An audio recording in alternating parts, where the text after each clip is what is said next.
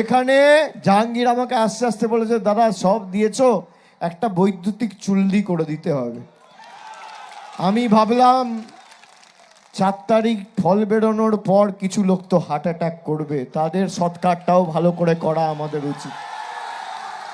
করে দেবো, আমি কথা দিয়ে যাচ্ছি, লড়াই করে যত দ্রুত সম্ভব বৈদ্যুতিক চুল্লি হবে এখানে।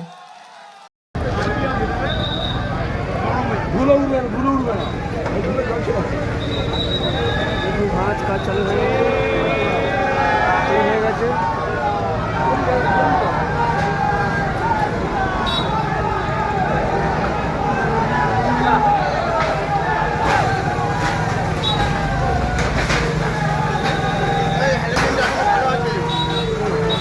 ভালো আছে, এখন ভালো আছে।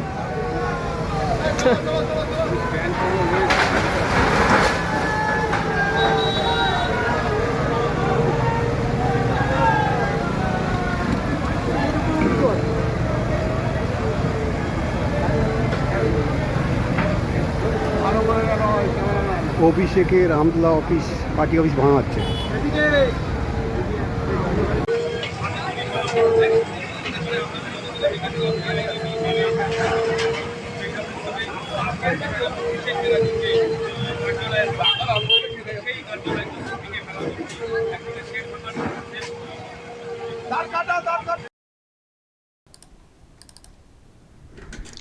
দর্শক, উনি বলেছিলেন যে একটা ইলেকট্রিক চুল্লি করবেন ফলতাতে, একটা ইলেকট্রিক চুল্লি করবেন, কারণ ওনার ধারণা ছিল যে রেজাল্ট হবে তাতে অনেকেরই হার্ট অ্যাটাক হবে, তো তাদের সৎকার তো করতে হবে আনন্দ সহকারে। তো সেই জন্যে হ্যাঁ, একটা ইলেকট্রিক চুল্লি করে দেব।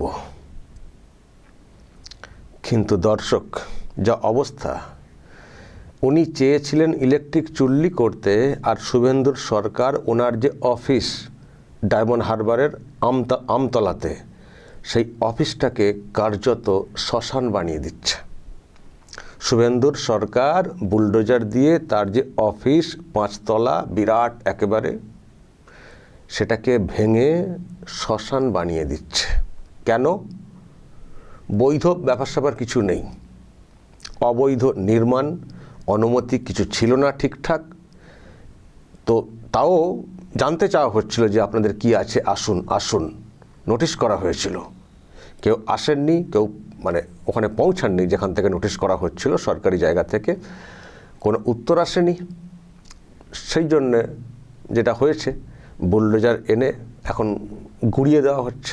এখন জাস্ট শুরু হয়েছে, আমি শুরুর কিছু ভিডিও দেখাচ্ছি, পরে পরে তো আরও অনেক কিছু দেখতে পাবেন, সব কিভাবে সব ভাঙা হচ্ছে।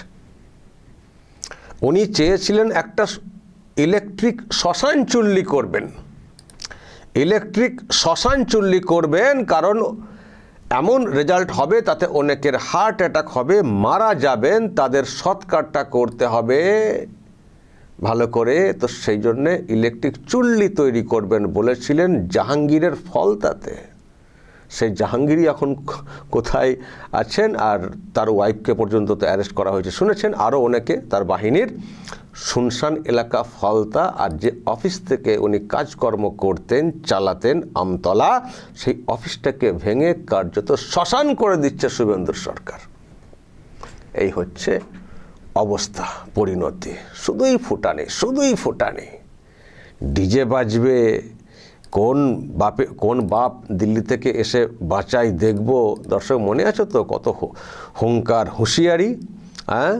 আর কোথায় আরামবাগে এসে কত হুঁশিয়ারি, হোম মিনিস্টার কেন্দ্রের, তাকে কত হুঁশিয়ারি, ডিজে বাজানোর হুঁশিয়ারি। আর যখন সেই ডিজে বাজানো নিয়ে কণ্ঠ চাওয়া হচ্ছে তদন্তের জন্যে, তখনই কেটে পড়ছেন, সরে পড়ছেন, নানান সব বাহানা করে। না, আমারই তো গলা, কেন আবার নমুনা, যাতে আর কি নমুনা না দিয়ে অন্যভাবে পরের দিকে বাঁচা যায় আর কি। দর্শক, ওগুলো সব শুনুন, আজকে সবই একটু একটু করে দেখাতে চাই, কারণ যেহেতু মানে এইসব হুঁশিয়ারি দিতেন, আর আজকে যখন তার অফিসে বুলডোজার চলছে, কোনো পাত্তা নেই, পুরো টিএমসি শুনশান। না এলাকায় কেউ গেছেন, না দূর থেকে কেউ কেউ কিছু বলছেন, হয়তো পরের দিকে বলতে পারেন, কিন্তু বলবেন আর কি? আপনাদের যদি কিছু বলার থাকতো সেটা শোনার জন্যই তো নোটিশ দেওয়া হয়েছিল, আসেননি তো। তা আর এখন ভাঙার সময় বলে কী লাভ? অলরেডি ভাঙা তো চলছে। এখন ভাঙতে গিয়ে কী কী উদ্ধার হয় সেগুলো দেখতে হবে। এখন তো পার্টি অফিসে মানি তো শুনি কত সব নিষিদ্ধ, কত কী সব পাওয়া যায়। পার্টি অফিস তো না, পার্টি অফিসে মৌজ মস্তি করার জায়গা।